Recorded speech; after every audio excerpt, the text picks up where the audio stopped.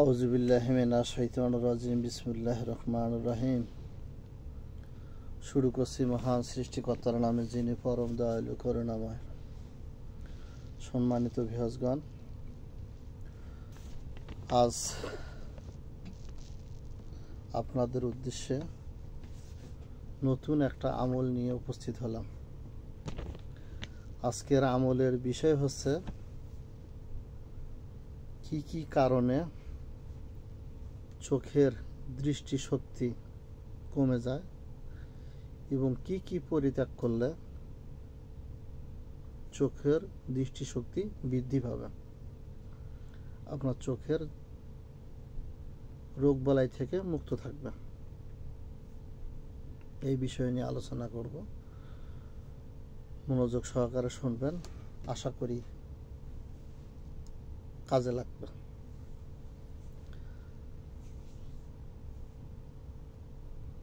মানব দেহের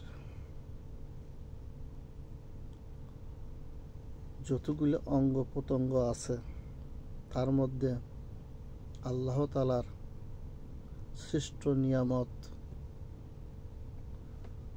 তার চক্ষু, তার দু চক্ষু।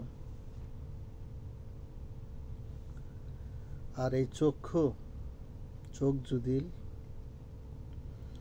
আপনার ভুলের কারণে, অসাবধানতার কারণে, না জানার কারণে যদি ধীরে ধীরে যদি দৃষ্টিশক্তি কমে যায়, এর জন্য দায়ী আপনি। কি এমন আমল করলে, কি বদ অভ্যাসগুলো ত্যাগ করলে আপনার চোখের দৃষ্টি আজীবন ভালো থাকবে, চোখের দৃষ্টি কখনো কমে যাবে না। এই দুইটা দিক আলোচনা করব। মানে কি করলে ভালো থাকবে চোখের দৃষ্টি, আর কি কাজগুলো করলে চোখের দৃষ্টি খারাপ হবে। ভিডিওটা দেখবেন, আপনাদের কাজে লাগবে।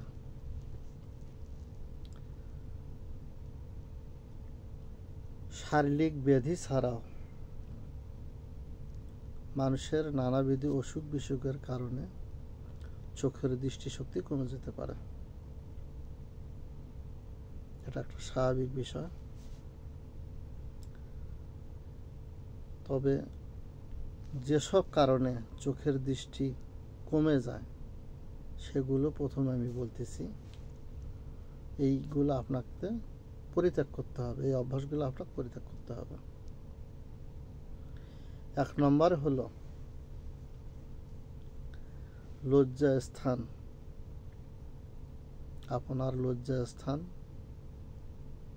আর আপনি বিবাহিত হলে আপনার স্ত্রী লজ্জা স্থান বেশি বেশি দেখা। আপনি বেশি বেশি লজ্জা স্থান দেখবেন, আপনার দৃষ্টিশক্তি, চোখের দৃষ্টিশক্তি কমে যাবে। অর্থাৎ কোনো কারণ ছাড়া লজ্জা স্থানে তাকিয়ে থাকা ঠিক না। 2 নম্বর হচ্ছে ঘন ঘন যদি আপনি দাড়ি শেভ করেন, ঘন ঘন দাড়ি শেভ করেন, আপনার দৃষ্টিশক্তি কমে যাবে।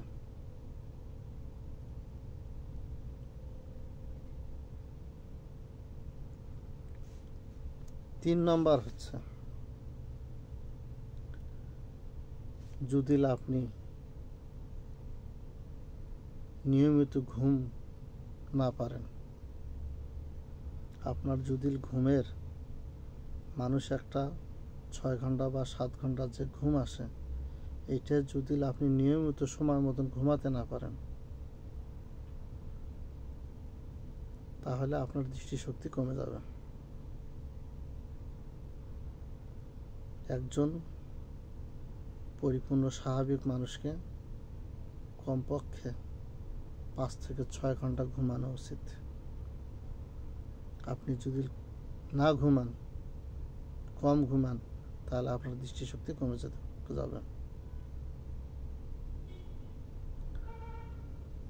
4 নম্বর কারণ,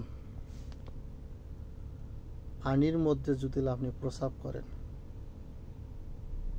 অর্থাৎ আপনি পুকুরে বা নদীতে গোসল করতেছেন বা গোসল করার সময় আপনি পানিতে প্রস্রাব করলেন বা অন্য কোনো সময় নদীর কিনারায় বসে পানির কিনারায় বসে পানির মধ্যে প্রস্রাব করলেন, আপনি যদি পানির মধ্যে প্রস্রাব করেন আপনার দৃষ্টিশক্তি কমে যাবে, চোখের দৃষ্টিশক্তি কমে যাবে। 5 নম্বর কারণ,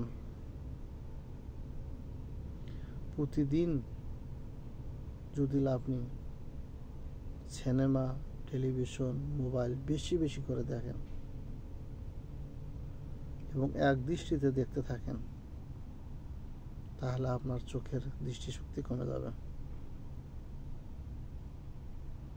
6 নম্বর, আপনি যদি বেশি পরিমাণ ধূমপান করেন, বেশি পরিমাণ সিগারেট,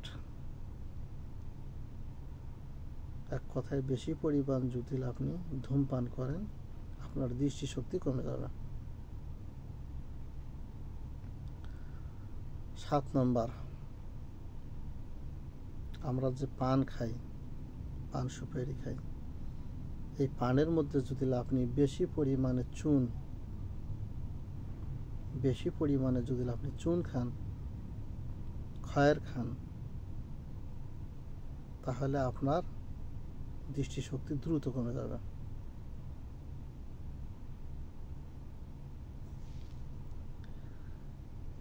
এই যে অভ্যাসগুলোর কথা বললাম মানুষের, এই অভ্যাসগুলো যদি আপনি পরিত্যাগ করতে পারেন তাহলে আপনার দৃষ্টিশক্তি, চোখের দৃষ্টিশক্তি কখনো কমবে না, আজীবন আপনার চোখের দৃষ্টিশক্তি ভালো থাকবে। আর যদি আপনি নিয়মিতভাবে কোরআন শরীফ পাঠ করেন তাহলে আপনার চোখের দৃষ্টিশক্তি ভালো থাকবে এবং নিয়মিত যদি আপনি কোরআন শরীফ তেলাওয়াত করেন, পাঠ করেন, আপনার দাঁতও ভালো থাকবে। আর যে দাঁত, যারা নিয়মিত কোরআন শরীফ পাঠ করে তাদের চোখ এবং দাঁত উভয়ই ভালো থাকে। আর এই যে 7টা অভ্যাসের কথা বললাম, এই অভ্যাসগুলো যদি আপনি পরিত্যাগ করতে পারেন তাহলে আপনার দৃষ্টিশক্তি ভালো থাকবে। আর যদি আপনার দৃষ্টিশক্তি খারাপ হয়েই থাকে তাহলে আপনি যে আমলটা নিয়মিত করবেন, আপনি যদি কোরআন শরীফ পাঠ করতে পারেন নিয়মিত পাঠ করবেন, আর যদি না পারেন ছোট্ট একটা আমল, আল্লাহ তাআলার একটি নাম ইয়া নূর, মানে ইয়া নূর, আল্লাহ তাআলার নূর, ইয়া নূর, আপনি যদি গুনে 11 বার পাঠ করেন, পাঠ করে এই বৃদ্ধাঙ্গুলিতে, এই যে বৃদ্ধাঙ্গুলের চাঁদি, এই 2 মাথায় যদি 11 বার পাঠ করে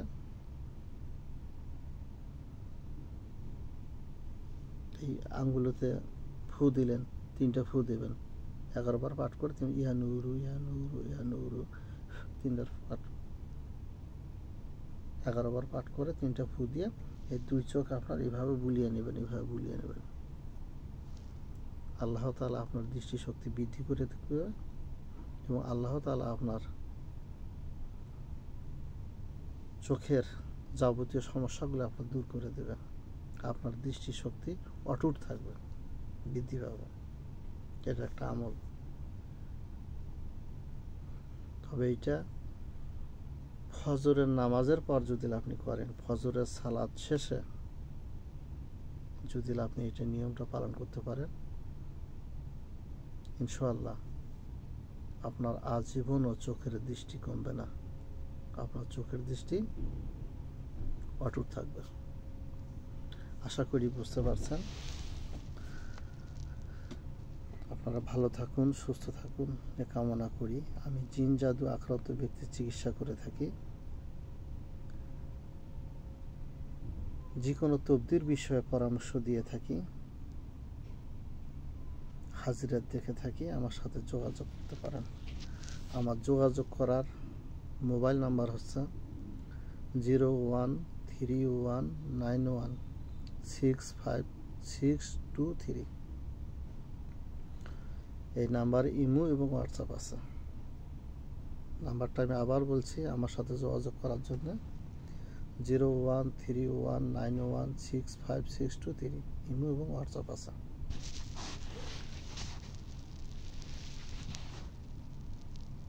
ইনশাআল্লাহ এর পরবর্তী নতুন কোনো আমল নিয়ে আপনাদের সামনে উপস্থিত হব। আসসালামু আলাইকুম ওয়া রাহমাতুল্লাহি ওয়া বারাকাতুহু।